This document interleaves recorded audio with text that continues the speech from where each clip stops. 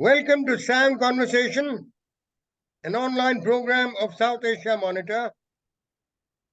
Today we have an interesting topic of how the Royal Indian Navy sailors' uprising in February 1946 accelerated the British exiting of India by August 1947.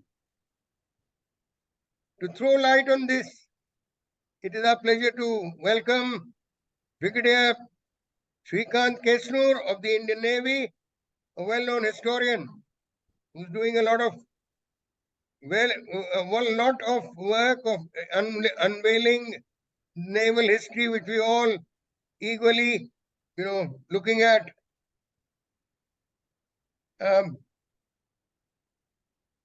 The Second World War, which ended in 1945, saw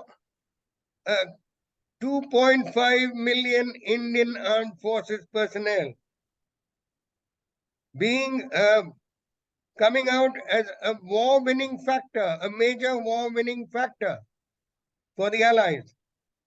And also, for the second time, establishing their reputation as out of the best of soldiers in the world. Not to soldiers, sailors, and even airmen. By the Second World War, all three services were, well operative. And as far as the Indian naval sailors went, they did not lack in any way in qualifications and performance. But unfortunately, their treatment was rather filled with racial arrogance. Certainly most uncalled for kind of treatment. Bad food. Not the same food that the rest of the naval personnel were getting. And not in the same kind of salaries. Lower salaries. These were three glaring, deficiencies which really sparked off. There are other reasons also, but these are three major reasons which sparked off what the British referred to as the naval mutiny, and they had a taste of such mutinies by Indian sailors in past years also, but those were minor. Now, for the British, I think it shook them like never before, because it was now a stage when there were 2.5 million Indian Army, almost 2.5 million Indian Army personnel, most of them demobilized, who, if the tremors of this uprising were to reach them, then probably 1857 would have been like a drop in the ocean. I'll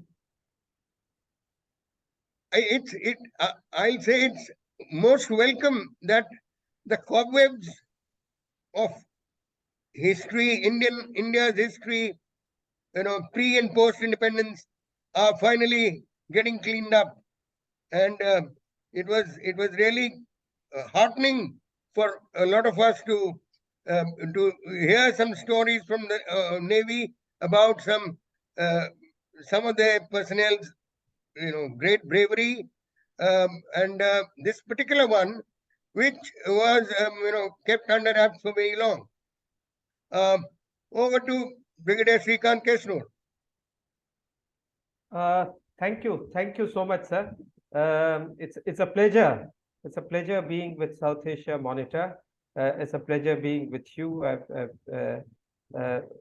tons of respect for the great work that you have done in spreading consciousness about our armed forces with your writings and speakings and your general sort of taking the message to the masses, so to say, about the military. So as you brought out, very, very rightly, the naval uprising of February 1946 can be characterized in many ways as a kind of seminal event in the Indian history.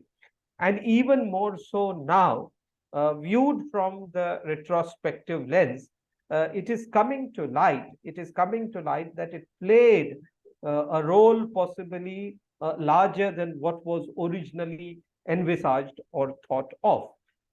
First, of course, sir, as you yourself brought out, now we all in the Navy call this as naval uprising and not a naval mutiny, because the words have different connotations, and it signifies the Navy's commemoration of this event as a very, very important part of not just its own history, but also national history. So essentially, sir, it is this. While we can go into details, and we will go into details as we discuss, uh, one of the points is that while perhaps some of the triggers were provided by the demobilization, the fact that the Royal Indian Navy, like the other two forces, had conducted itself wonderfully in World War II, and after that, I mean, when they found that they were just as good as the colonial masters, then it raises the question as to why you now need to be servile to them, because if you can fight just as well, if you can perform just as well. And there was also a sort of political cauldron brewing after 1944, 1955, wherein lots of grievances, independence movement, the immediate sort of availability on the horizon, so to say, of independence, and yet lots of disaffection due to a lot of issues that were unaddressed. I think these were a cocktail of circumstances. Immediately within the Royal Indian Navy, there were, of course, issues of bad pay, of horrible living conditions, and most importantly, rude and racist behavior by the colonials, who would frequently use, terms of abuse, or say junglis or coolies or something like that, words to that effect frequently openly, and this was obviously resented. But also the naval ratings were affected by the political climate then. Many of them had, maybe because they were communication sailors, they sort of understood things better. There was a general sense of being in Bombay and being affected by the politics of the time. The INA trials were going on, and that impacted in a big way. It gave them a nationalist fervor. So there was a lot of political awareness and being sort of galvanized as what the Germans called as the zeitgeist, the spirit of the times, being galvanized by the spirit of those times. So therefore, I think all of these things played a very important role in leading to the spark of 18th February 1946. So what comes out retrospectively, sir, is this, that while our freedom movement, I mean, probably now we can say 75 years later, that while our freedom movement had several vectors, and while the Mahatma Gandhi-led nonviolence movement was one of the main or principal vectors, there were other revolutionary sort of struggles and active movements that contributed in a big way to the struggle for Azadi. And the Royal Indian Navy uprising did that in a very, very, very significant way, because what the British realized in this uprising, and it's important that when the army troops were asked to fire, the Indian army troops, they did not fire. So it was in a sense, and before and after the Royal Indian Navy uprising, there was similar unrest and disturbances in the Air Force and in the army. So I think a realization went amongst the British rulers that the coercive elements of the state are no longer under their control. They were ruling India using the armed forces as instruments, as coercive instruments. And when this was not there, and it was not going to be available anymore, then, the die was cast, so to say. So you can either call it the last decisive push, you can call it the last war of independence, you can call it something that hastened the exit or departure of the British, but there is no doubt that the Royal Indian Navy uprising contributed significantly to India's freedom struggle in the final stages. Uh, Thank you, Srikant. Very well brought out so far. one thing which is always rankled in my mind is that, the relationship between the British officers and Indian soldiers, and they fought many wars together, and two world wars, was, I think, a very close one, a very smooth one.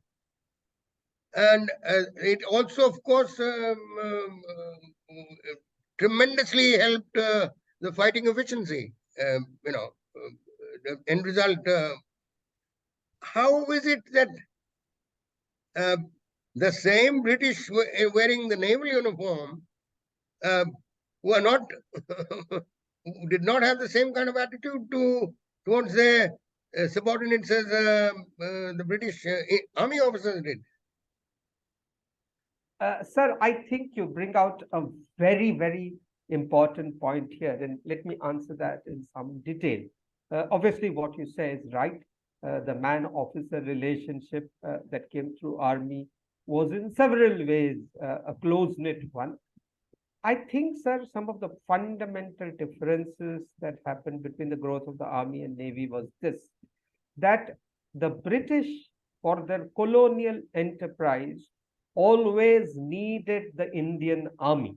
Let us not forget that it was actually the Indian army that undergird the colonial enterprise, so to say, all Pax Britannica, Indian army played a huge role. So the Indian army, coming, let's say, into World War One or World War Two, already had a history. In fact, some histories preceding 1857 of several units that had been raised by different people fought. So over a period of time, a sort of camaraderie had been built, a sort of understanding had been built of the troop ethos, and the fact that they were based on certain regions or certain communal specifics meant that the officer and men understood their relationship very well.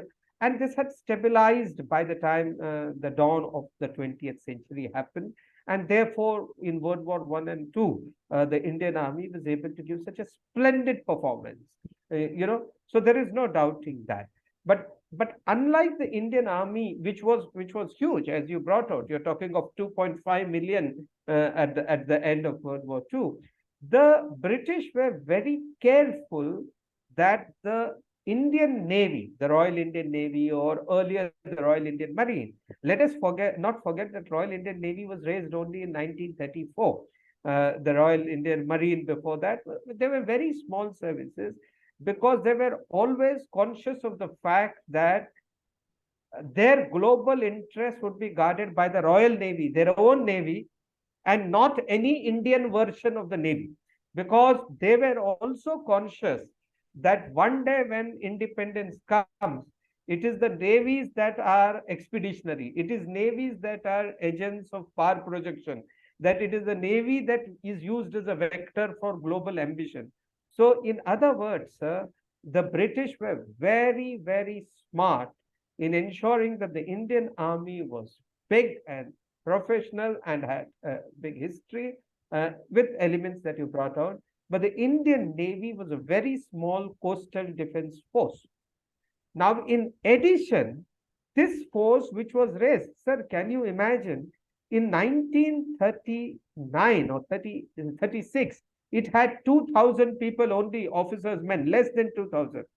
By 1944, it has become 30,000, close to 30,000. So it has increased by 15 or 20 fold. So the people that you are taking in are volunteers, are people who have come from various places. And Indian officers then who were taken were very junior. Lots of British officers who came in the senior echelons were those, many included those who had not got selected into the Royal Navy. So the kind of quality again was somewhat iffy. Now, none of this should necessarily mean that leadership straight away was bad. That would give the wrong impression, because these people, all said and done, performed fantastically well in World War II, which meant that all said and done leadership was reasonably good. But however, I think this paradigm of of expansion, consolidation, and rapid contraction that happened resulted in huge problems. Between 1942 and 1945, sir, nine mutinies or nine such incidents had taken place in the Indian Navy, Royal Indian Navy, suggesting that all was not well. And these reports are there for researchers. So people were aware, but they were not taking remedial actions. Having said all of this, I would guess that until about the end of World War II, it was still fine. I think the closing stages of World War II meant three, four things. One is people in the Navy were in big cities like Bombay, Karachi, Calcutta, where political fervor is much more and you are influenced much more by mass media, by people meeting. Secondly, the ratings who started it in Bombay were on Talwar, were communication ratings who at that time were supposed to be much smarter and better. Thirdly, the rapidity with which demobilization was taking place, they were all put together, and instead they were promised the recruitment advertisements were for great jobs, wonderful life. It promised a paradise to the sailors, but now they were told that no, you will be sent home. So there was loss of pride, there was loss of economic status. So I think all of these together, and specifically probably Talwar was, as they say, you need a spark to light a fire. The abrasive personality of Commander King, who the executive officer, Lieutenant Commander Shaw, was quite compassionate, but Commander King himself was very corrosive. He dealt very hard, and that was a wrong way to do it. Calling them sons of bitches, calling them coolies, sons of coolies, or junglis, or whatever. I think all of this was probably the most silly thing to do at that time, and that's an understatement. So I think all of these things together perhaps answer to some degree your question: why was the army and the navy different at this point of time? You know, what happened as whatever research one has done about the army as things were in 1947, by 1947, is that the kind of jitters that it sent, it accelerated the whole process for the British. They left in a tearing hurry. They drew a lot of lines, the McMahon line and whichever, but of course lines which were drawn in a hurry, but drawn with all the planning that went into making them. They had a very sound plan about creating Pakistan. They had a very sound plan about even Kashmir being sort of attached to it. And they were look at what they did of the eastern boundaries, the McMahon line, whatever. I mean, whatever it was, they did it. They went in a hurry, but they went achieving their aims, the aims which they had set, for which we are paying to this day. Yes, sir. I think you could say that. You could say that. They, of course, left in a hurry, and this was, yes, sir. And I mean, I'm not denigrating the political, cadre, but to say that, is Gandhi or Nehru, they got us independence. No, sorry, the independence actually came with this big jolt. Otherwise, it could have carried on the way, having lived in Delhi, and every time one passed the great Rashtrapati Bhavan and those regal buildings in the India Gate, one would always thought that British must have made them thinking of very long-term plans of being in India. Anyway, anything else? We are eagerly looking forward to the Indian Navy, unveiling a lot more of history. I myself had the great pleasure and privilege of interviewing Commander Kapil and um, Petty Officer Singh, Chiman Singh. who who were, who did a tremendous job, which remained secret till very recently, Yes, of destroying a whole lot of Pakistani shipping yes, uh, just before the 1971 war and during it. Well, most of it was already the damage was done for Pakistan. yes. Um, Anything else you'd like to add, Srikant, please? Yes, sir. I think I take your point. The British certainly left in a hurry, and it is well possible to say that one of the reasons they left in so much hurry was the realization that the armed forces are no longer with them, and when that happens, then any eventuality or outcome can be messy, and they wanted to cut their losses, so to say. The fact itself, sir, the cabinet mission on Indian independence was announced on the 19th of February, if I remember right, in London, just a day after the uprising took place. So a lot of and one of the members was Mr. Alexander, who was the first Lord of the Admiralty.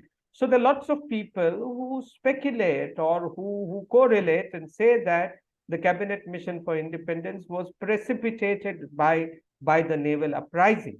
Now clearly, what as you brought out, overall, when you see a trajectory from the Indian National Army trials, indeed the Indian National Army itself in World War II, the trials, the naval uprising, similar such movements in the Army and Air Force, I think that sent a clear signal.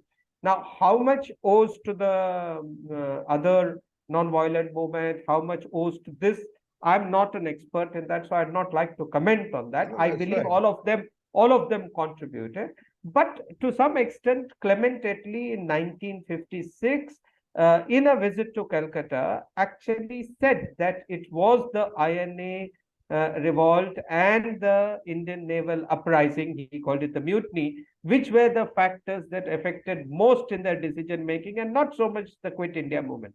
Now, he might have had his reasons to disparage the Mahatma Gandhi. He might have had certain, but there was a distinct acknowledgement that these movements caused the British to get hugely unsettled. And as you brought out, they probably had larger plans in the way they built their buildings, but realized, I think they had got exhausted physically after World War II. And I think they realized that they were going to lose the jewel in the crown, and they might as well do it by cutting their losses and moving out quickly. So to that extent, I'll go along with what you said. To me, the more interesting part when you asked about what else I have to say. So one of the things that hasn't come out and it is very fascinating is how the Indian Navy itself, over a period of time, has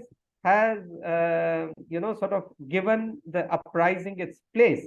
Now, for any armed service, it's always difficult to first accept a mutiny in its rank. So there was initially probably an acceptance, just an acceptance, a reconciliation that happened. But over a period of time, 1971, those who took part, remember, in 1946, these people were dismissed and they were given a one-way ticket to go home. But by 1971, they came to be recognized as freedom fighters. They became eligible for pension. In 1997, 96, 97, 50 years of the event, that is when the Navy called it the Naval Uprising and changed the whole sort of way in which you relate to this event. Then towards the end of last century, we named two yard craft after the leaders, B.C. Dutt and Madan Singh. Two of our naval craft were named after them, sir. Then in 2002, I think the Navy started an uprising memorial in Bombay, which is there very close. And I would invite all your people, those who stay in Bombay and elsewhere, when they visit Bombay, to visit this uprising memorial. It would not take more than 10-15 minutes of your time. It's in Cooperage in South Bombay. but it's a nice place to visit and pay memories. So over a period of time, a greater acceptance has come. Then in the last few years, sir, actually commemoration has started. Just last year on 22nd or 23rd March, to commemorate the martyrdom of Bhagat Singh and other revolutionaries, there was an event held at the Uprising Memorial, when at that time the Minister of Culture, Aditya Thackeray had come. The Navy had held a big event. Subsequently, Raksha Mantri Rajnath Singh ji visited the memorial, and he paid his respects, and then he interacted with people there. Navy has held seminars in recent past in our training establishments and conducted by Maritime History Society. We have, given assistance and other things to other researchers and scholars who are working on this. So on the whole, the Navy has itself come now to not merely accept, but commemorate this event as an important part of our history and national history. And I illustrate that beautifully through three personalities. This is a great story worth telling. In 1946, when the uprising or mutiny happened, Commander Adhar Chatterjee, then I think he was a lieutenant commander. He was commanding a base in Karachi, and he was one of our foremost, officers. He used a very avuncular, very diplomatic manner to quell the sailors' restive feelings and tried to put a local healing touch to troubleshoot over the event. In Bombay, Lieutenant Krishnan was commanding the HMI Shamsher. The moment he heard about this, he realized that there will be trouble. So he contrived a signal of an aeroplane crash at sea, turned his ship around, and went out to sea, sir. And then in distant Port Blair, there was one lieutenant, sub-lieutenant or Lieutenant Vayan Singh, who actually took part in the uprising, and disciplinary action was taken against him. Three officers, three different places, reacted very differently. Now, when these three people came together after independence, fascinatingly, these three people were put together in the plans department of the Navy, and they became the builders of Indian Navy. They made the plans for Indian Navy's development. So in a sense, the story of these three officers tells you the story of Indian Navy, and how different people who had different roles to play in the uprising, now got together to build the Navy. I think that's the fascinating part about uprising and hereafter in the trajectory of Indian Navy. Thank you very much, Commodore Srikant Kesnur, because you thrown light on something which a lot of us for years had been, kept wondering about, and kept wanting to know more about. It's whatever you've done at that memorial at Cooperage, we look forward to going and visiting. Thank you very much, and all the best to you. Thank you so much, sir. Always a pleasure being with you and on South Asia Monitor. So wishing you all the very best too.